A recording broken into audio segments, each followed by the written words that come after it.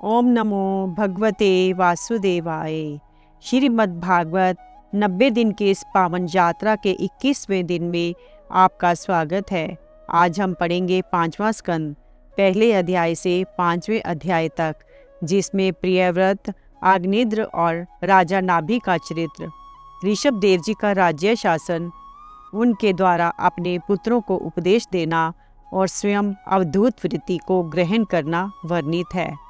आज के पाठ के साथ 5वां स्कंद प्रारंभ होता है। आइए मिलकर भगवान श्री कृष्ण की कथाओं का श्रवण करें और जीवन को धन्य बनाएं। ओम नमो भगवते वासुदेवाय। श्रीमद् भागवत महापुराण पंचम स्कंद, पहला अध्याय। प्रियव्रत चरित्र।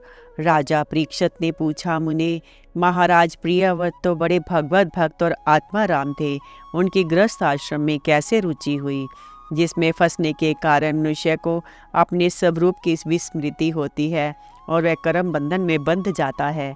विप्रवर, निश्चय ही ऐसे निसंग महापुरुषों का इस प्रकार गृहस्थ आश्रम में अभिनिवेश होना उचित नहीं है।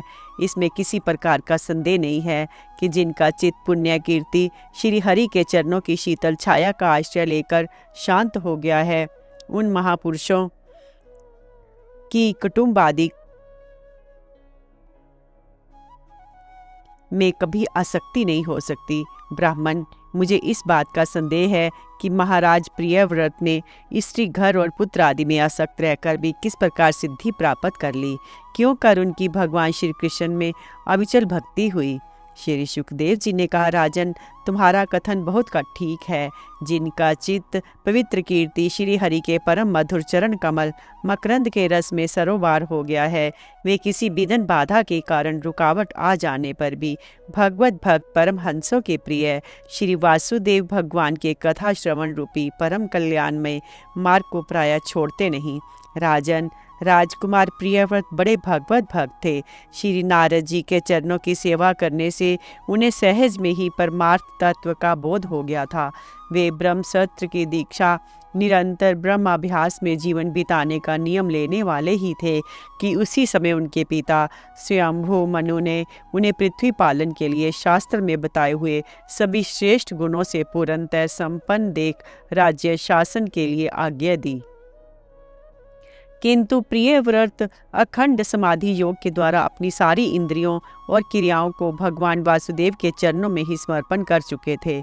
अतः पिता की आज्ञा किसी प्रकार उल्लंघन करने योग्य न होने पर भी यह सोचकर कि राज्य अधिकार पाकर मेरा आत्म स्वरूप स्त्री, पुत्र आदि असत प्रपंच से आच्छादित हो जाएगा, राज्य और कुटुंब की चिंता में फंसकर मैं परमार्थ तत्व को प्रायः भूल जाऊंगा, उन्होंने उसे स्वीकार न किया। आदि देव स्वयंभू भगवान ब्रह्मा जी को निरंतर इस गुणमय प्रपंच की वृद्धि का ही विचार रहता है। वे सारे संसार के जीवों का अभिप्राय जानते रहते हैं। जब उन्होंने प्रियव्रत की ऐसी प्रवृत्ति देखी, तब वे मूर्तिमान चारों वेद और मरीचि आदि पार्षदों के साथ लिए अपने लोक से उतरे। आकाश में जहाँ तहाँ विमानों पर चढ़े हुए इंद्र आदि प्रधान देवताओं ने उनका पूजन किया तथा मार्ग में टोलियां बांधकर आए हुए सिद्ध, गंधर्व, साध्य, चारण और मुनिजन ने स्तवन किया। इस प्रकार जगह जगह आदर सम्मान पाते वे साक्षात नक्षत्रनाथ चंद्रमा के समान गंधमादन की घाटी को प्रकाशित करते हुए प्रियव्रत के पास पहुँचे। प्रियव्रत को आत्मविद्या का उपदेश देने के लिए वहां नारद जी आए हुए थे। ब्रह्मा जी के वहां पहुंचने पर उनके वाहन हंस को देखकर देव ऋषि नारद जान गए कि हमारे पिता भगवान ब्रह्मा जी पधारे हैं। अतः वे स्वयंभू मनु और प्रियव्रत के सहित तुरंत खड़े हो गए। सब ने उनको हाथ जोड़कर प्रणाम किया। परीक्षित, नारद जी ने उनकी अनेक प्रकार से पूजा की और सुमधुर वचनों में उनके गुण और अवतार की उत्कृष्टता का वर्णन किया। तब आदि पुरुष भगवान ब्रह्मा जी ने प्रियव्रत की और मंद मुस्कान युक्त दया दृष्टि से देखते हुए इस प्रकार कहा। श्री ब्रह्मा जी ने कहा, बेटा, मैं तुमसे सत्य सिद्धांत की बात कहता हूँ, ध्यान देकर सुनो। तुम्हें अपर में श्री हरि के प्रति किसी प्रकार की दोष दृष्टि नहीं रखनी चाहिए। तुम ही क्या, हम महादेव जी तुम्हारे पिता स्वयंभू मनु और तुम्हारे गुरु ये महर्षि नारद भी विवश होकर उन्हीं की आज्ञा का पालन करते हैं। उनके विधान को कोई भी देहधारी ना तो तप विद्या, योग बल या बुद्धि बल से, ना अर्थ या धर्म की शक्ति से, और ना स्वयं या किसी दूसरे की सहायता से ही टाल सकता है। प्रियवर, उसी अव्यक्त ईश्वर के दिए हुए शरीर को सब जीव जन्म मरण शोक मोह भय और सुख दुख का भोग करने तथा कर्म करने के लिए सदा धारण करते हैं। वत्स, जिस प्रकार रस्सी से नथा हुआ पशु मनुष्य को बोझ ढोता है, उसी प्रकार परमात्मा की वेदवाणी रूप बड़ी रस्सी में सत्वादि गुण, सात्विक आदि कर्म और उनके ब्राह्मण आदि वाक्यों की मजबूत डोरी से जकड़े हुए हम सब लोग उन्हीं की इच्छानुसार कर्म में लगे रहते हैं और उसके द्वारा उनकी पूजा करते रहते हैं। हमारे गुण और कर्मों के अनुसार प्रभु ने हमें जिस योनि में डाल दिया है, उसी को स्वीकार करके वे जैसी व्यवस्था करते हैं, उसी के अनुसार हम सुख या दुख भोगते रहते हैं। हमें उनकी इच्छा का उसी प्रकार अनुसरण करना पड़ता है जैसे किसी अंधे को आँख वाले पुरुष का। मुक्त पुरुष भी प्रारब्ध का भोग करता हुआ भगवान की इच्छा के अनुसार अपने शरीर को धारण करता ही है। ठीक वैसे ही जैसे मनुष्य की निद्रा टूट जाने पर भी स्वप्न में अनुभव किए हुए पदार्थों का स्मरण होता है, इस अवस्था में उसको अभिमान नहीं होता और विषय वासना के जिन संस्कारों के कारण दूसरा जन्म होता है उन्हें वह स्वीकार नहीं करता। जो पुरुष इंद्रियों के वशीभूत है वह वन वन में विचरण करता रहने पर भी तो उसे जन्म मरण का भय बना ही रहता है, क्योंकि बिना जीते हुए मन इंद्रिय रूपी उसके 6 शत्रु कभी उसका पीछा नहीं छोड़ते। जो बुद्धिमान पुरुष इंद्रियों को जीतकर अपनी आत्मा में ही रमन करता है, उसका गृहस्थ आश्रम भी क्या बिगाड़ सकता है। जिसे इन 6 शत्रुओं को जीतने की इच्छा हो, वह पहले घर में रहकर ही उनका अत्यंत निरोध करते हुए उन्हें वश में करने का प्रयत्न करे। किले में सुरक्षित रहकर लड़ने वाला राजा अपने प्रबल शत्रुओं को भी जीत लेता है। फिर जब इन शत्रुओं का बल अत्यंत क्षीण हो जाए, तब विद्वान पुरुष इच्छानुसार विचर सकता है। तुम यद्यपि श्री कमल नाम भगवान के चरण कमल की कली रूप किले के आश्रित रहकर इन 6 शत्रुओं को जीत चुके हो, तो भी पहले उन पुराण पुरुष के दिए हुए भोगों को भोगो। इसके बाद निसंग होकर अपने आत्म स्वरूप में स्थित हो जाना। श्री शुकदेव जी कहते हैं, जब त्रिलोकी के गुरु श्री ब्रह्मा जी ने इस प्रकार कहा तो परम भागवत प्रियव्रत ने छोटे होने के कारण नम्रता से सिर झुका लिया। जो आज्ञा, ऐसा कहकर बड़े आदरपूर्वक उनका आदेश शिरोधार्य किया। तब स्वयंभू मनु ने प्रसन्न होकर भगवान ब्रह्मा जी की विधिवत पूजा की। इसके पश्चात वे मन और वाणी के अविषय अपने आश्रय तथा सर्व व्यवहारातीत पर ब्रह्म का चिंतन करते हुए अपने लोक को चले गए। इस समय प्रियव्रत और नारद जी सरल भाव से उनकी ओर देख रहे थे। मनु जी ने इस प्रकार ब्रह्मा जी की कृपा से अपना मनोरथ पूर्ण हो जाने पर देव ऋषि नारद की आज्ञा से प्रियव्रत को संपूर्ण भूमंडल की रक्षा का भार सौंप दिया और स्वयं विषय रूपी विशाले जल से भरे हुए गृहस्थ आश्रम रूपी दुस्तर जल की जलाशय की भोग इच्छा से निवृत्त हो गए। अब पृथ्वीपति महाराज प्रियव्रत भगवान की इच्छा से राज्य शासन के कार्य में नियुक्त हुए। जो संपूर्ण जगत को बंधन से छुड़ाने में अत्यंत समर्थ है, उन आदि पुरुष श्री भगवान के चरण युगल का निरंतर ध्यान करते रहने से यद्यपि उनके राग आदि सभी मल नष्ट हो चुके थे और उनका हृदय भी अत्यंत शुद्ध था, तथापि बड़ों का मान रखने के लिए वे पृथ्वी का शासन करने लगे। तदंतर उन्होंने प्रजापति विश्वकर्मा की पुत्री बृहस्पति से विवाह किया। इससे उनके 10 पुत्र हुए। वे सब उन्हीं के समान शीलवान, गुणी, कर्मनिष्ठ, रूपवान और पराक्रमी थे। उनसे छोटी ऊर्जस्वती नाम की एक कन्या भी हुई। पुत्रों के नाम आग्नेद्र, इदमजिह, यज्ञबाहु, महावीर, हिरण्यरेता, धृतपृष्ठ, सवन, मेधातिथि, वीतिहोत्र और कवि थे। ये सब नाम अग्नि के भी हैं, इनमें कवि, महावीर और सवन ये 3 नैष्ठिक ब्रह्मचारी हुए। इन्होंने बाल्यावस्था से आत्मविद्या का अभ्यास करते हुए अंत में संन्यास आश्रम ही स्वीकार किया। इन निवृत्ति परायण महर्षियों ने संन्यास आश्रम में रहते हुए समस्त जीवों के अधिष्ठान और भवबंधन से डरे हुए लोगों का आश्रय देने वाले भगवान वासुदेव के परम सुंदर चरणारविंदों का निरंतर चिंतन किया। उससे प्राप्त हुए अखंड एवं श्रेष्ठ भक्ति योग से उनका अंतःकरण सर्वथा शुद्ध हो गया और उसमें श्री भगवान का आविर्भाव हुआ। तब देह आदि उपाधि की निवृत्ति हो जाने से उनकी आत्मा की संपूर्ण जीवों के आत्मभूत प्रत्यगात्मा में एक ही भाव में स्थित हो गई। महाराज प्रियव्रत की दूसरी भार्या से उत्तम, तामस और रैवत ये 3 पुत्र उत्पन्न हुए जो अपने नाम वाले मनमंत्रों के अधिपति हुए। इस प्रकार कवि आदि 3 पुत्रों के निर्वृत्ति परायण हो जाने पर राजा प्रियव्रत ने 11 अर्बुद वर्षों तक पृथ्वी का शासन किया। जिस समय वे अपनी अखंड पुरुषार्थमयी और वीर्यशालिनी भुजाओं से धनुष की डोरी खींचकर टंकार करते थे, उस समय डर के मारे सभी धर्मद्रोही न जाने कहाँ छिप जाते थे। प्राण प्रिय बृहस्पति के दिन दिन बढ़ने वाले आमोद प्रमोद और अभ्युत्थान आदि क्रीड़ाओं के कारण तथा उसके स्त्रीय जनोचित हाव भाव, लज्जा से संकुचित मदहास युक्त चितवन और मन को भाने वाले विनोद आदि से महामना प्रियव्रत विवेकहीन व्यक्ति की भांति आत्मविस्मृत से होकर सब भोगों को भोगने लगे। किंतु वास्तव में ये उनमें आसक्त नहीं थे। एक बार इन्होंने जब ये देखा कि भगवान सूर्य सुमेरु की परिक्रमा करते हुए लोकालोक पर्यंत पृथ्वी के जितने भाग को आलोकित करते हैं उसमें से आधा ही प्रकाश में रहता है और आधे में अंधकार छाया रहता है, तो उन्होंने इसे पसंद नहीं किया।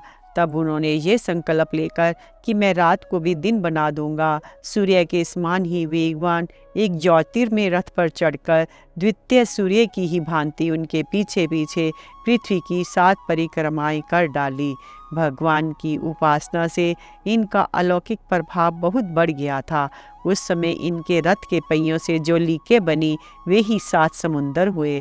उनसे पृथ्वी में 7 द्वीप हो गए। उनके नाम क्रमशः जम्बू, प्लक्ष, शालमली, कुश, क्रौंच, शाक और पुष्कर द्वीप हैं। इनमें से पहले पहले की अपेक्षा आगे आगे के द्वीप का परिमाण दूना है और समुद्र के बाहरी भाग में पृथ्वी के चारों ओर फैले हुए हैं। 7 समुद्र क्रमशः खारे जल, ईख के रस, मदिरा, घी, दूध, मट्ठी और मीठे जल से भरे हुए हैं। ये 7 द्वीपों की खाइयों के समान है और परिमाण में अपने भीतर वाले द्वीप के बराबर हैं। इनमें से एक एक क्रमशः अलग अलग 7 द्वीपों को बाहर से घेर कर स्थित है। बृहस्पतिपति महाराज प्रियव्रत ने अपने अनुगत पुत्र अग्निद्र, इदमजिह, यज्ञबाहु, हिरण्यरेता, घृतपृष्ठ, मेधातिथि और वीतिहोत्र में से क्रमशः एक एक को उक्त जम्बू आदि द्वीपों में से एक एक का राजा बनाया। उन्होंने अपनी कन्या ऊर्जस्वती का विवाह शुक्राचार्य जी से किया। उसी से शुक्र कन्या देवयानी का जन्म हुआ। राजन, जिन्होंने भगवत चरण विंदों की रज के प्रभाव से शरीर के भूख प्यास, शोक, मोह और जरा मृत्यु इन 6 गुणों का अथवा मन के सहित 6 इंद्रियों को जीत लिया है, उन भगवत भक्तों का ऐसा पुरुषार्थ होना कोई आश्चर्य की बात नहीं है। क्योंकि वरन बहिष्कृत चांडाल आदि नीच योनि का पुरुष भी भगवान के नाम का केवल एक बार उच्चारण करने से तत्काल संसार बंधन से मुक्त हो जाता है। इस प्रकार अतुलनीय बल पराक्रम से युक्त महाराज प्रियव्रत एक बार अपने को देव ऋषि नारद के चरणों की शरण में जाकर भी पुनः दैववश प्राप्त हुए प्रपंच में फंस जाने से अशांत सा देख मन ही मन विरक्त होकर इस प्रकार कहने लगे, ओह बड़ा बुरा हुआ, मेरी विषय लौलुप इंद्रियों ने मुझे इस अविद्या जनित विषम विषय रूप अंधकूप में गिरा दिया। बस बस बहुत हो लिया। हाय, मैं तो स्त्री का क्रीड़ा मृग ही बन गया। उसने मुझे बंदर की भांति नचाया, मुझे धिक्कार है, धिक्कार है। इस प्रकार उन्होंने अपने को बहुत कुछ बुरा भला कहा। परमाराध्य श्री हरि की कृपा से उनकी विवेक वृत्ति जागृत हो गई। उन्होंने ये सारी पृथ्वी यथा योग्य अपने अनुगत पुत्रों को बांट दी, जिसके साथ उन्होंने तरह तरह के भोग भोगे थे। उस अपनी राजरानी को साम्राज्य लक्ष्मी के सहित मृतदेह के समान छोड़ दिया और हृदय में वैराग्य धारण कर भगवान की लीलाओं का चिंतन करते हुए उसके प्रभाव से श्री नारद जी के बतलाए हुए मार्ग का पूर्ण अनुसरण करने लगे। महाराज प्रियव्रत के विषय में निम्नलिखित लोकोक्ति प्रसिद्ध है। राजा प्रियव्रत ने जो कर्म किए उन्हें सर्वशक्तिमान ईश्वर के सिवा और कौन कर सकता है। उन्होंने रात्रि के अंधकार को मिटाने का प्रयत्न करते हुए अपने रथ के पहियों से बनी हुई लोकों से ही 7 समुंदर बना दिए, प्राणियों के सुविधे के लिए, जिससे उन पे परस्पर झगड़ा ना हो। द्वीपों के द्वारा पृथ्वी के विभाग किए और प्रत्येक द्वीप में अलग अलग नदी, पर्वत और वन आदि से उसकी सीमा निश्चित कर दी। वे भगवत भक्त नारद आदि के प्रेमी भक्त थे। उन्होंने पाताल लोक के, देवलोक के, मृत्यलोक के तथा कर्म और योग की शक्ति से प्राप्त हुए ऐश्वर्य को भी नरक तुल्य समझा था। दूसरा अध्याय आग्नेत्र चरित्र। श्री सुखदेव जी कहते हैं, पिता प्रियव्रत के इस प्रकार तपस्या में संलग्न हो जाने पर राजा आग्नेत्र उनकी आज्ञा का अनुसरण करते हुए जम्बू द्वीप की प्रजा का धर्म अनुसार पुत्रव्रत पालन करने लगे। एक बार वे पितृलोक की कामना से सत्पुत्र प्राप्ति के लिए पूजा की सब सामग्री जुटाकर सुर सुंदरियों के क्रीड़ा स्थल मंदराचल की एक घाटी में गए और तपस्या में तत्पर होकर एकाग्रचित्त से प्रजापतियों के पति श्री ब्रह्मा जी की आराधना करने लगे। आदि देव भगवान ब्रह्मा जी ने उनकी अभिलाषा जान ली, अतः अपनी सभा की गायिका पूर्वचिति नाम की अप्सरा को उनके पास भेज दिया। आग्नेत्र जी के आश्रम के पास एक अति रमणीय उपवन था। वे अप्सरा उसी में विचरने लगी। उस उपवन में तरह तरह के सघन तरुवरों की शाखाओं पर स्वर्ण लताएं फैली हुई थी।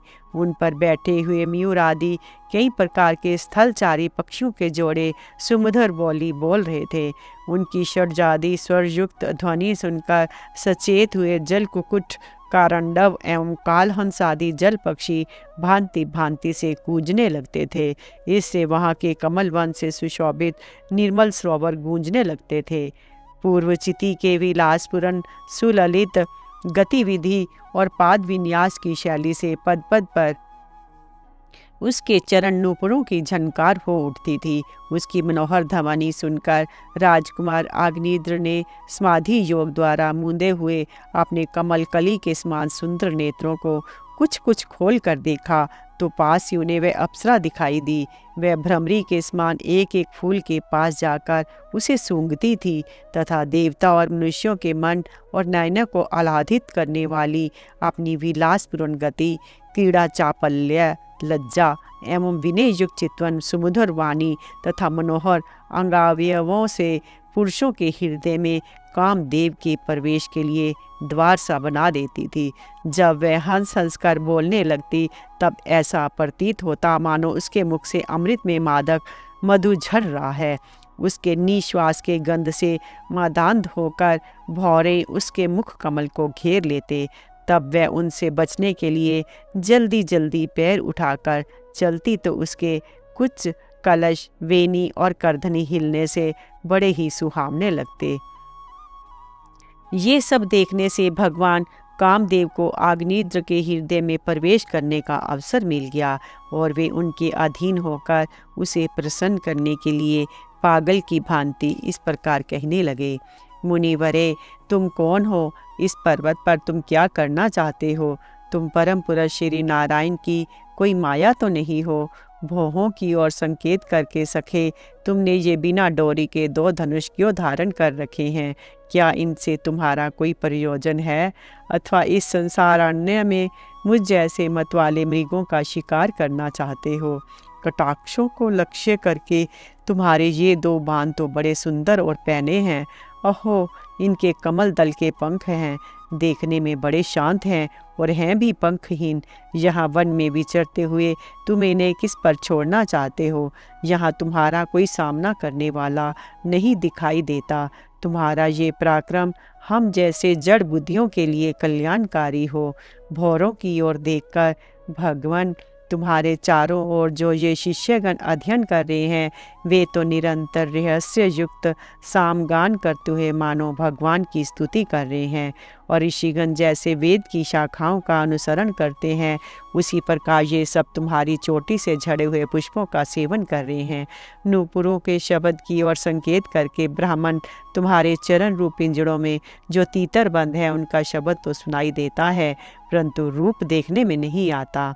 करधनी सहित पीली साड़ी में अंग की कांति को उत्प्रेक्षा कर तुम्हारे नितंबों पर ये कदम्ब कुसुमों की सी आभा कहाँ से आ गई? इनके ऊपर तो अंगारों का मंडल सा भी दिखाई देता है, किंतु तुम्हारा वल्कल वस्त्र कहाँ है? कुमकुम मंडित कुचों की ओर लक्ष्य करके द्विजवर, तुम्हारे इन दोनों सुंदर सींगों में क्या भरा हुआ है? अवश्य ही इनमें बड़े अमूल्य रत्न भरे हैं। इसी से तुम्हारा मध्य भाग इतना कृश होने पर भी तुम इनका बोझ ढो रहे हो। यहाँ आकर तो मेरी दृष्टि भी मानो अटक गई है। और सुभग, इन सींगों पर तुमने ये लाल लाल लेप सा क्या लगा रखा है? इसकी गंध से तो मेरा सारा आश्रम महक उठा है।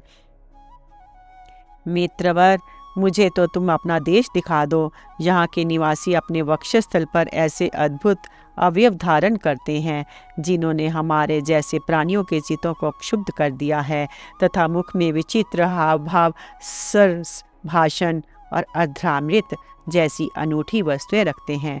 प्रियवर, तुम्हारा भोजन क्या है, जिसके खाने से तुम्हारे मुख से हवन सामग्री की सी सुगंध फैल रही है? मालूम होता है तुम कोई विष्णु भगवान की कला ही हो, इसीलिए तुम्हारे कानों में कभी पलक ना मारने वाले मकर के आकार के 2 कुंडल हैं। तुम्हारा मुख एक सुंदर सरोवर के समान है, उसमें तुम्हारे चंचल नेत्र भय से कांपती हुई 2 मछलियों के समान, दंत पंक्ति हंसों के समान और घुंघराली अलकावली भौरों के समान शोभायमान है। तुम जब अपने कर कमलों से थपकी मारकर इस गेंद को उछालते हो, तब ये दिशा विदिशाओं में जाती हुई मेरे नेत्रों को तो चंचल कर ही देती है, साथ साथ मेरे मन में भी खलबली पैदा कर देती है। तुम्हारा बांका जटाजूट खुल गया है, तुम इसे संभालते नहीं। अरे, ये धूर्त वायु कैसा दुष्ट है, जो बार बार तुम्हारे नीवी वस्त्र को उड़ा देता है। तपोधन, तपस्वियों के तप को भ्रष्ट करने वाला, ये अनूप रूप तुमने किस तप के प्रभाव से पाया है? मित्र, आओ, कुछ दिन मेरे साथ रहकर तपस्या करो, अथवा कहीं विश्व विस्तार की इच्छा से ब्रह्मा जी ने ही तो मुझ पर कृपा नहीं की है। सचमुच तुम ब्रह्मा जी की ही प्यारी देन हो। अब मैं तुम्हें नहीं छोड़ सकता।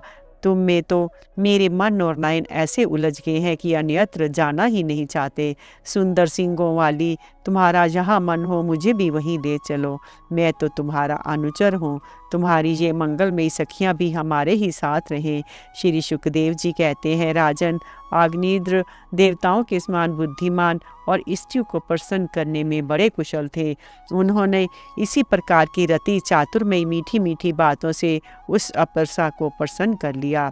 वीर समाज में अग्रगण्य अग्निद्र की बुद्धिशील रूप, अवस्था, लक्ष्मी और उदारता से आकर्षित होकर वे उन जम्बू द्वीपाधिपति के साथ कई हजार वर्षों तक पृथ्वी और स्वर्ग के भोग भोगती रही। तदंतर नृपवर अग्निद्र ने उसके गर्भ से नाभि, किमपुरुष, हरिवर्ष, इलावृत, रम्यक, हिरण्यमय, कुरु, भद्राशव और केतुमाल नाम के 9 पुत्र उत्पन्न किए। इस प्रकार 9 वर्ष में प्रतिवर्ष एक के क्रम से 9 पुत्र उत्पन्न कर पूर्वचिति उन्हें राजभवन में ही छोड़कर फिर ब्रह्मा जी की सेवा में उपस्थित हो गए। ये अग्निद्र के पुत्र माता के अनुग्रह से स्वभाव से ही सुडौल और सवर शरीर वाले थे। अग्निद्र ने जम्बू द्वीप के विभाग करके उन्हीं के समान नाम वाले 9 वर्ष भूखंड बनाए और उन्हें एक एक पुत्र को सौंप दिया। तब वे सब अपने अपने वर्ष का राज्य भोगने लगे। महाराज अग्निद्र 3-3 भोगों को भोगते रहने पर भी उनसे अतृप्त ही रहे। वे उस अप्सरा को ही परम पुरुषार्थ समझते थे, इसलिए उन्होंने वैदिक कर्मों के द्वारा उसी लोक को प्राप्त किया जहाँ पितृगण अपने सुकृतों के अनुसार तरह तरह के भोगों में मस्त रहते हैं। पिता के परलोक सिधारने पर नाभि आदि 9 भाइयों ने मेरु की मेरु देवी, प्रतिरूपा, उंग दृष्टि, लता, रम्या, श्यामा, नारी, भद्रा और देववीति नाम की 9 कन्याओं से विवाह किया। तीसरा अध्याय, राजा नाभि का चरित्र। श्री सुखदेव जी कहते हैं, राजन, अग्निद्र के पुत्र नाभि के कोई संतान ना थी, इसीलिए उन्होंने अपनी भार्या मेरु देवी के सहित पुत्र की कामना से एकाग्रता पूर्वक भगवान यज्ञ पुरुष का यजन किया। यद्यपि सुंदर अंगों वाले श्री भगवान द्रव्य, देश, काल, मंत्र, रीतिवश, दक्षिणा और विधि इन यज्ञ के साधनों से सहज में नहीं मिलते, तथापि वे भक्तों पर तो कृपा करते ही हैं। इसलिए जब महाराज नाभि ने श्रद्धापूर्वक विशुद्ध भाव से उनकी आराधना की, तब उनका चित्त अपने भक्त का अभीष्ट कार्य करने के लिए उत्सुक हो गया। यद्यपि उनका स्वरूप सर्वथा स्वतंत्र है, तथापि उन्होंने परवर्गीय कर्म का अनुष्ठान होते समय उसे मन और नयनों को आनंद देने वाले अवयवों से युक्त अति सुंदर हृदय आकर्षक मूर्ति में प्रकट किया। उनके श्रीअंग में रेशमी पीताम्बर था, वक्षस्थल पर सुमनोहर श्री वत्स चिन्ह सुशोभित था, भुजाओं में शंख, चक्र, गदा, पद्म तथा गले में वनमाला और कौस्तुभ मणि की शोभा थी। संपूर्ण शरीर अंग प्रत्यंग की कांति को बढ़ाने वाले किरणजाल मंडित मणि में मुकुट, कुंडल, कंकन, करधनी, हार, बाजूबंद और नूपुर आदि आभूषणों से विभूषित था। ऐसे परम तेजस्वी चतुर्भुज मूर्ति पुरुष विशेष को प्रकट हुआ देख रीतिवत सदस्य और यजमान आदि सभी लोग ऐसे आह्लादित हुए जैसे निर्धन पुरुष अपार धन राशि पाकर फूला नहीं समाता। फिर सभी ने सिर झुकाकर अत्यंत आदर पूर्वक प्रभु की अर्घ्य द्वारा पूजा की और रीतिवजों ने उनकी स्तुति की। रीतिवजों ने कहा, पूज्यतम, हम आपके अनुगत भक्त हैं, आप हमारे पुनः पुनः पूजनीय हैं, किंतु हम आपकी पूजा करना क्या जाने, हम तो बार बार आपको नमस्कार करते हैं, इतना ही हमें महापुरुषों ने सिखाया है। आप प्रकृति और पुरुष से भी परे हैं। फिर प्राकृत गुणों के कार्यभूत इस प्रपंच में बुद्धि फंस जाने से आपके गुणगान में सर्वथा असमर्थ ऐसा कौन पुरुष है जो प्राकृत नाम, रूप एवं प्रकृति के द्वारा आपके स्वरूप का निरूपण कर सके। आप साक्षात परमेश्वर हैं। आपके परम मंगल में गुण संपूर्ण जनता के दुखों का दमन करने वाले हैं। यदि कोई उन्हें वर्णन करने का साहस भी करेगा तो केवल उनके एक देश का ही वर्णन कर सकेगा। किंतु प्रभो, यदि आपके भक्त प्रेम गदगद वाणी से स्तुति करते हुए सामान्य जल, विशुद्ध पल्लव, तुलसी और दूब के अंकुर आदि सामग्री से ही आपकी पूजा करते हैं, तो भी आप सब प्रकार संतुष्ट हो जाते हैं। हमें तो अनुराग के सिवा इस द्रव्य, काल आदि अनेकों अंगों वाले यज्ञ से भी आपका कोई प्रयोजन नहीं दिखलाई देता, क्योंकि आपसे स्वतः ही क्षण में जो संपूर्ण पुरुषार्थों का फल स्वरूप परमानंद स्वभावतः ही निरंतर प्रादुर्भूत होता रहता है, आप साक्षात उसके स्वरूप ही हैं। इस प्रकार यद्यपि आपको इन यज्ञ आदि से कोई प्रयोजन नहीं है, तथापि अनेक प्रकार की कामनाओं की सिद्धि चाहने वाले हम लोगों के लिए तो मनोरथ सिद्धि का पर्याप्त साधन यही होना चाहिए। आप ब्रह्मा आदि परम पुरुषों की अपेक्षा भी परम श्रेष्ठ हैं। हम तो ये भी नहीं जानते कि हमारा परम कल्याण किस में है, और न हमसे आपकी यथोचित पूजा ही बनी है। तथापि जिस प्रकार तत्वज्ञ पुरुष बिना बुलाए भी केवल करुणावश ज्ञानी पुरुषों के पास चले जाते हैं, उसी प्रकार आप भी हमें मोक्ष संज्ञक अपना परम पद और हमारी अभीष्ट वस्तुएं प्रदान करने के लिए अन्य साधारण यज्ञ दर्शकों के समान यहाँ प्रकट हुए हैं। पूज्यतम, हमें सबसे बड़ा वर तो आपने यही दे दिया कि ब्रह्मा आदि समस्त वरदायकों में श्रेष्ठ होकर भी आप राज ऋषि नाभि की इस यज्ञशाला में साक्षात हमारे नेत्रों के सामने प्रकट हो गए। अब हम और क्या वर मांगे। प्रभो, आपके गुण गणों का गान परम मंगल में है, जिन्होंने वैराग्य से प्रज्वलित हुई ज्ञान अग्नि के द्वारा अपने अंतःकरण के राग द्वेष आदि संपूर्ण मलों को जला डाला है। अतएव जिनका स्वभाव आपके ही समान शांत है, वे आत्माराम मुनिगण भी निरंतर आपके गुणों का गान ही किया करते हैं। अतः हम आपसे यही वर मांगते हैं कि गिरने, ठोकर खाने, छींकने अथवा जम्बाई लेने और संकट आदि के समय एवं ज्वर और मरण आदि की अवस्थाओं में आपका स्मरण ना हो सकने पर भी किसी प्रकार आपके सकल कलिमल विनाशक भक्त वत्सल दीन बंधु आदि गुण द्योतक नाम का हम उच्चारण कर सकें। इसके सिवा कहने योग्य ना होने पर भी एक प्रार्थना और है। आप साक्षात परमेश्वर हैं। स्वर्ग अपवर्ग आदि ऐसी कोई वस्तु नहीं है जिसे आप ना दे सकें। तथापि जैसे कोई कंगाल किसी धन लुटाने वाले परम उदार पुरुष के पास पहुंचकर भी उसे भूसा ही मांगे, उसी प्रकार हमारे यजमान ये राज ऋषि नाभि संतान को ही परम पुरुषार्थ मानकर आपके ही समान पुत्र पाने के लिए आपकी आराधना कर रहे हैं। ये कोई आश्चर्य की बात नहीं है। आपकी माया का पार कोई नहीं पा सकता, ना वह किसी के वश में आ सकती है। जिन लोगों ने महापुरुषों के चरणों का आश्रय नहीं लिया, उनमें ऐसा कौन है जो उसके वश में नहीं होता। उसकी बुद्धि पर उसका पर्दा नहीं पड़ जाता और विषय रूप विष का वेग उसके स्वभाव को दूषित नहीं कर देता। देव आप भक्तों के बड़े बड़े काम कर देते हैं। हम मंदमतियों ने कामनावश इस तुच्छ कार्य के लिए आपका आवाहन किया, ये आपका अनादर ही है। किंतु आप समदर्शी हैं, अतः हम अज्ञानियों की इस धृष्टता को आप क्षमा करें। श्री सुखदेव जी कहते हैं, राजन, वर्षाधिपति नाभि के पूज्य ऋतिवजों ने प्रभु के चरणों की वंदना करके जब पूर्वोक्त स्तोत्र से स्तुति की, तब देव श्रेष्ठ श्री हरि ने करुणावश इस प्रकार कहा। श्री भगवान ने कहा, ऋषियों, बड़े असमंजस की बात है। आप सब सत्यवादी महात्मा हैं। आपने मुझसे ये बड़ा दुर्लभ वर मांगा है कि राज ऋषि नाभि के मेरे समान पुत्र हो। मुनियों, मेरे समान तो मैं ही हूँ, क्योंकि मैं अद्वितीय हूँ, तो भी ब्राह्मणों का वचन मिथ्या नहीं होना चाहिए।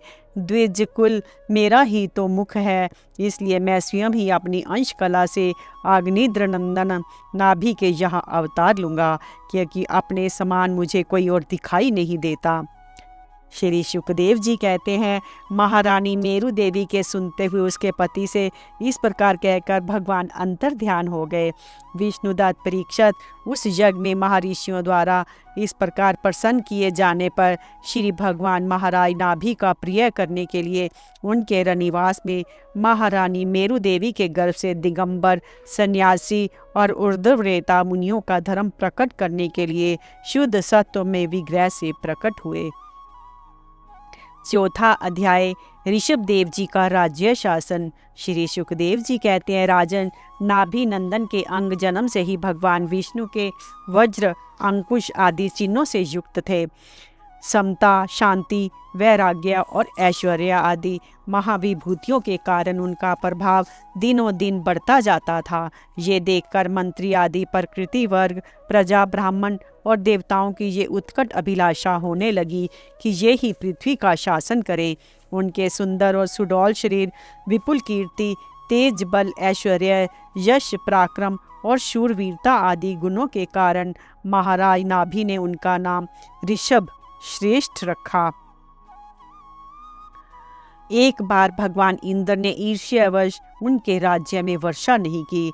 तब योगेश्वर भगवान ऋषभ ने इंद्र की मूर्खता पर हंसते हुए अपनी योग माया के प्रभाव से अपने वर्ष अजनाब खंड में खूब जल बरसाया। महाराज नाभि अपनी इच्छा के अनुसार श्रेष्ठ पुत्र पाकर अत्यंत आनंद मगन हो गए और अपनी ही इच्छा से मनुष्य शरीर धारण करने वाले पुराण पुरुष श्री हरि का सप्रेम लालन करते हुए उन्हीं के लीला विलास से मुग्ध होकर वत्स तात ऐसा गदगद वाणी से कहते हुए बड़ा सुख मानने लगे। जब उन्होंने देखा कि मंत्रिमंडल, नागरिक और राष्ट्र की जनता ऋषभ देव से बहुत प्रेम करती है, तो उन्होंने उन्हें धर्म मर्यादा की रक्षा के लिए राज्याभिषिक्त करके ब्राह्मणों की देखरेख में छोड़ दिया। आप अपनी पत्नी मेरू देवी के सहित बद्रिका आश्रम को चले गए। वहाँ अहिंसा वृत्ति से, जिससे किसी का उद्वेग न हो, ऐसी कौशलपूर्ण तपस्या और समाधि योग के द्वारा भगवान वासुदेव के नर नारायण रूप की आराधना करते हुए समय आने पर उन्हीं के स्वरूप में लीन हो गए। पांडुनंदन राजा नाभि के विषय में यह लोकोक्ति प्रसिद्ध है। राज ऋषि नाभि के उदार कर्मों का आचरण दूसरा कौन पुरुष कर सकता है? जिनके शुद्ध कर्मों से संतुष्ट होकर साक्षात श्री हरि उनके पुत्र हो गए थे। महाराज नाभि के समान ब्राह्मण भक्त भी कौन हो सकता है? जिनकी दक्षिणा आदि से संतुष्ट हुए ब्राह्मणों ने अपने मंत्र बल से उन्हें यज्ञशाला में साक्षात श्री विष्णु भगवान के दर्शन करा दिए।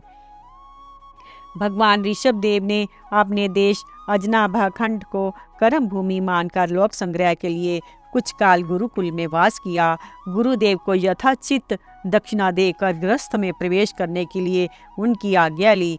फिर लोगों को गृहस्थ धर्म की शिक्षा देने के लिए देवराज इंद्र की दी हुई उनकी कन्या जयंती से विवाह किया और शौर्य स्मार्त दोनों प्रकार के शास्त्रोपदिष्ट कर्मों का आचरण करते हुए उसके गर्भ से अपने ही समान गुण वाले 100 पुत्र उत्पन्न किए। उनमें महायोगी भरत जी सबसे बड़े और सबसे अधिक गुणवान थे।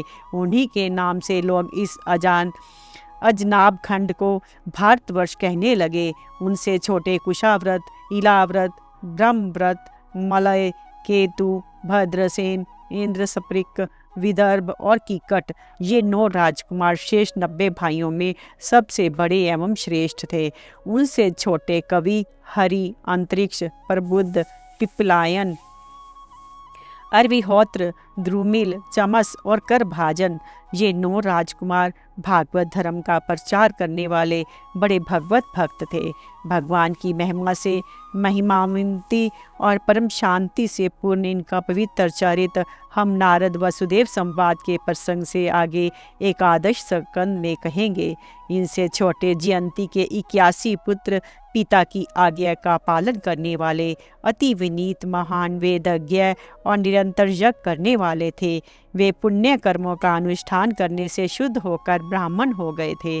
भगवान ऋषभदेव यद्यपि परम स्वतंत्र होने के कारण स्वयं सर्वदा ही सब प्रकार की अनर्थ परंपरा से रहित केवल आनंद अनुभव स्वरूप और साक्षात ईश्वर ही थे, तो भी अज्ञानियों के समान कर्म करते उन्होंने काल के अनुसार प्राप्त धर्म का आचरण करके उसका तत्व न जानने वाले लोगों को उसकी शिक्षा दी। साथ ही सम, शांत, सुहृद और कारुणिक रहकर धर्म, अर्थ, यश, संतान, भोग, सुख और मोक्ष का संग्रह करते हुए गृहस्थ आश्रम में लोगों को नियमित किया। महापुरुष जैसा जैसा आचरण करते हैं, दूसरी लोग उसी का अनुकरण करने लगते हैं। यद्यपि वे सभी धर्मों के सार रूप वेद के गुण रहस्य को जानते थे, तो भी ब्राह्मणों की बतलाई हुई विधि से साम, दान आदि नीति के अनुसार ही जनता का पालन करते थे। उन्होंने शास्त्र और ब्राह्मणों के उपदेश अनुसार भिन्न भिन्न देवताओं के उद्देश्य से द्रव्य, देश, काल, आयु, श्रद्धा और रीतिवज आदि से सुसंपन्न सभी प्रकार के 100 यज्ञ किए। भगवान ऋषभदेव के शासन काल में इस देश का कोई भी पुरुष अपने लिए किसी से भी अपने प्रभु के प्रति दिन दिन बढ़ने वाले अनुराग के सिवा और किसी वस्तु की कभी इच्छा नहीं करता था। यही नहीं, आकाश, कुसुम आदि अविद्यमान वस्तु की भांति कोई किसी की वस्तु की ओर दृष्टिपात भी नहीं करता था। एक बार भगवान ऋषभदेव घूमते घूमते ब्रह्मावर्त देश में पहुँचे।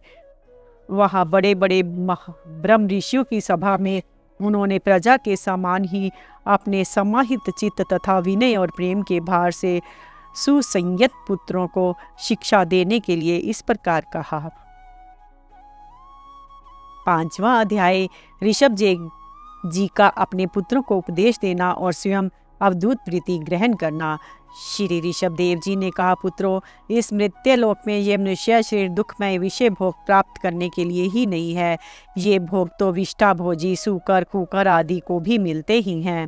इस शरीर से दिव्य तप ही करना चाहिए, जिससे अंतःकरण शुद्ध हो, क्योंकि इसी से अनंत ब्रह्मानंद की प्राप्ति होती है।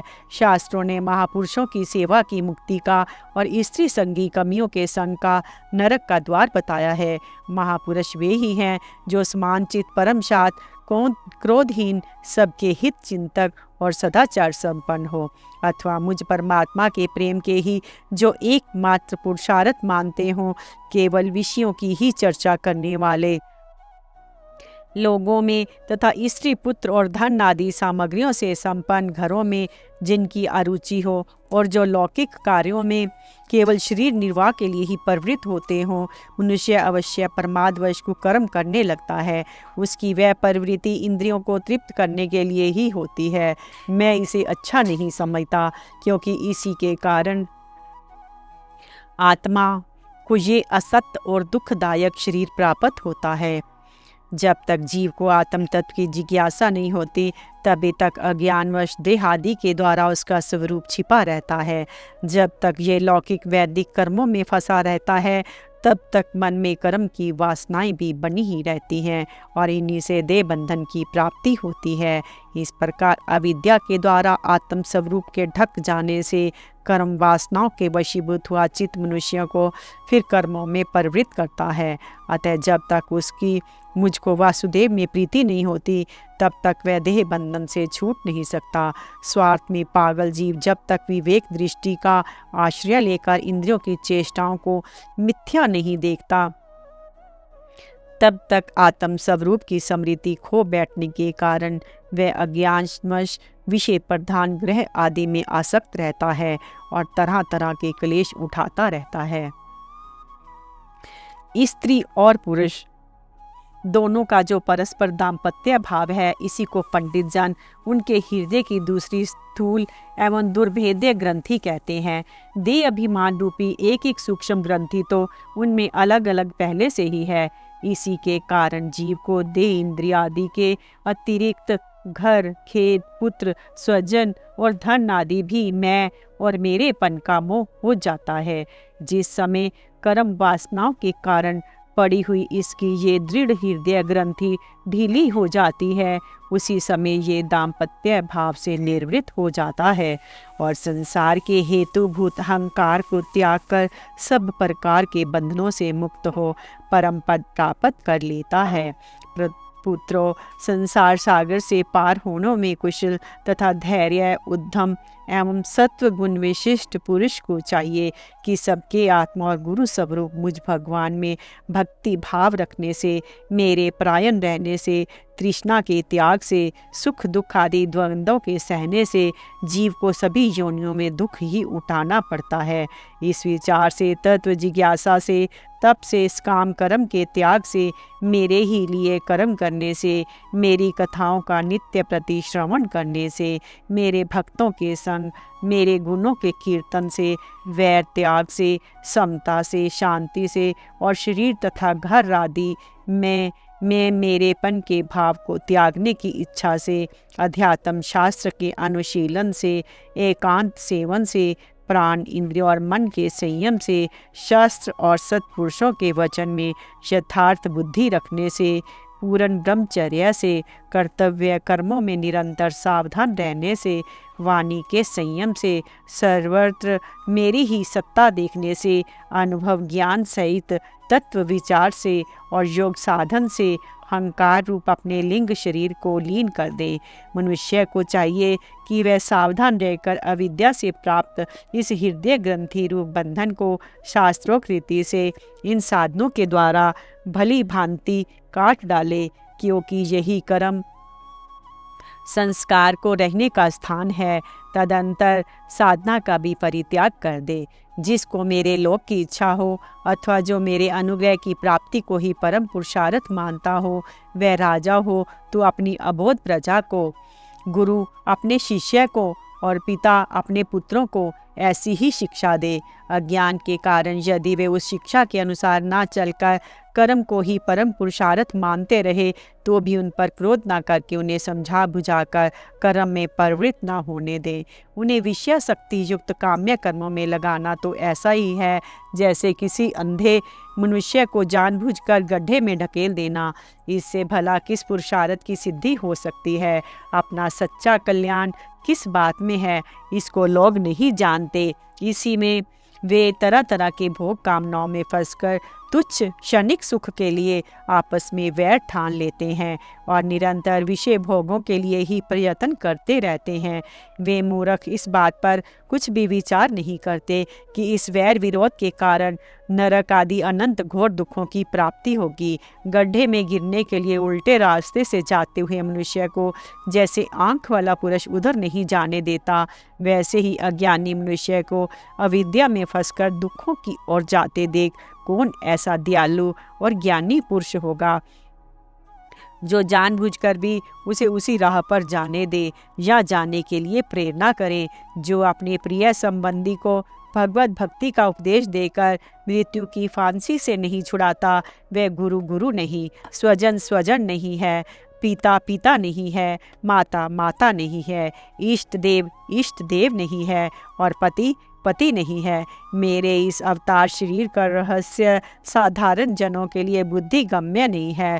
शुद्ध सत्व ही मेरा हृदय है, उसी में धर्म की स्थिति है। मैंने अधर्म को अपने से बहुत दूर पीछे की ओर ढकेल दिया है। इसी से सत्य पुरुष मुझे ऋषभ कहते हैं। तुम सब मेरे उस शुद्ध सत्व में हृदय से उत्पन्न हुए हो, इसलिए मत्सर छोड़कर अपने बड़े भाई भरत की सेवा करो। उसकी सेवा करना ही मेरी सेवा करना है, यही तुम्हारा प्रजा पालन भी है। अन्य सब भूतों की अपेक्षा वृक्ष अत्यंत श्रेष्ठ है, उनसे चलने वाले जीव श्रेष्ठ हैं। उनमें भी कीट आदि की अपेक्षा ज्ञान युक्त पशु आदि श्रेष्ठ हैं। पशुओं से मनुष्य, मनुष्यों से परमथगण, परमथों से गंधर्व, गंधर्वों से सिद्ध और सिद्धों से देवताओं के अनुयायी किन्नर आदि श्रेष्ठ हैं। उनसे असुर, असुरों से देवता और देवताओं से भी इंद्र श्रेष्ठ है। इंद्र से भी ब्रह्मा जी के पुत्र दक्ष आदि प्रजापति श्रेष्ठ हैं। ब्रह्मा जी के पुत्रों में रुद्र सबसे श्रेष्ठ है।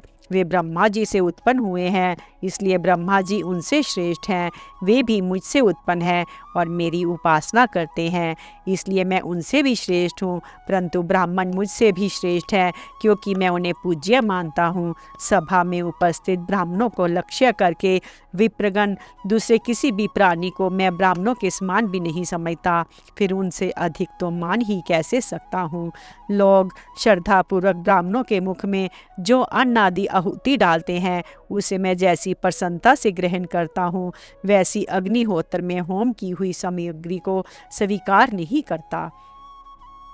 जिन्होंने इस लोक में अध्ययन आदि के द्वारा मेरी वेद रूपा अति सुंदर और पुरातन मूर्ति को धारण कर रखा है, जो परम पवित्र सत्व गुण, शम दम सत्य दया तप तितीक्षा और ज्ञान आदि 8 गुणों से संपन्न हैं, उन ब्राह्मणों से बढ़कर और कौन हो सकता है। मैं ब्रह्म आदि से श्रेष्ठ और अनंत हूँ। स्वर्ग मोक्ष आदि देने की भी सामर्थ्य रखता हूँ, किंतु मेरे अकिंचन भक्त ऐसे निष्प्रिय होते हैं कि मुझसे कभी कुछ नहीं चाहते। फिर राज्य आदि अन्य वस्तुओं की तो वे इच्छा ही कैसे कर सकते हैं। पुत्रों, तुम संपूर्ण चराचर भूतों को मेरा ही शरीर समझकर शुद्ध बुद्धि से पद पद पर उनकी सेवा करो, यही मेरी सच्ची पूजा है। मन, वचन, दृष्टि तथा अन्य इंद्रियों की चेष्टाओं का साक्षात फल मेरा इस प्रकार का पूजन ही है।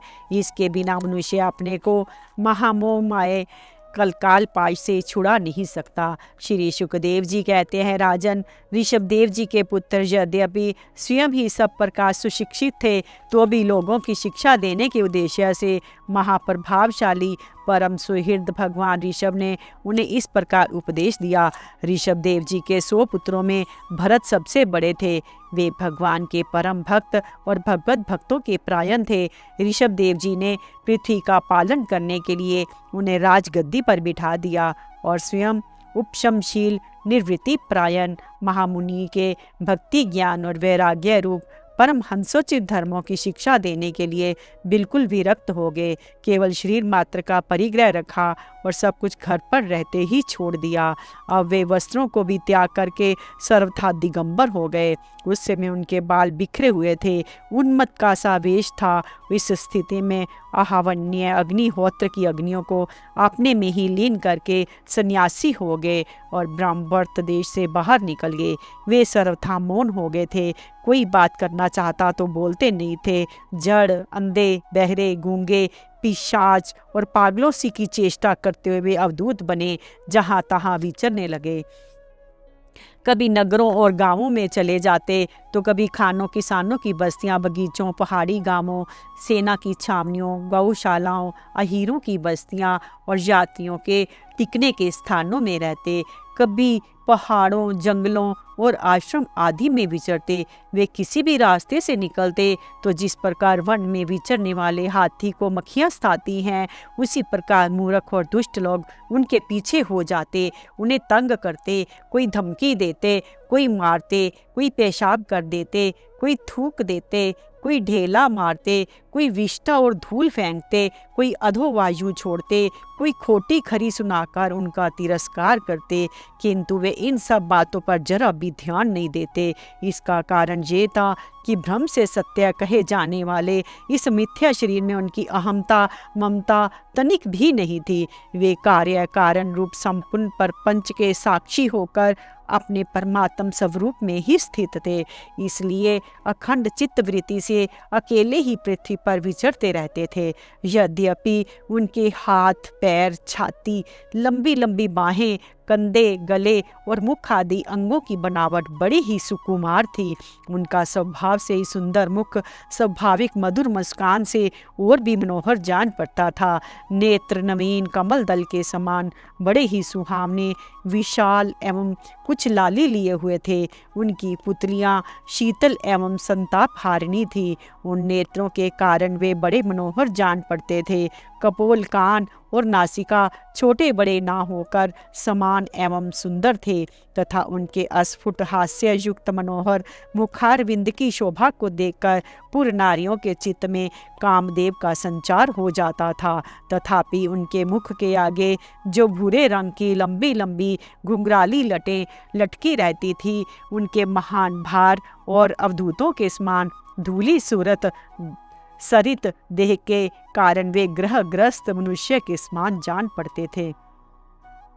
जब भगवान ऋषभ देव ने देखा कि ये जनता योग साधना में विधन रूप है और इससे बचने का उपाय विभत्स वृत्ति से रहना ही है, तब उन्होंने अजगर वृत्ति धारण कर ली। वे लेटे ही लेटे खाने, पीने, चबाने और मल मूत्र त्याग करने लगे।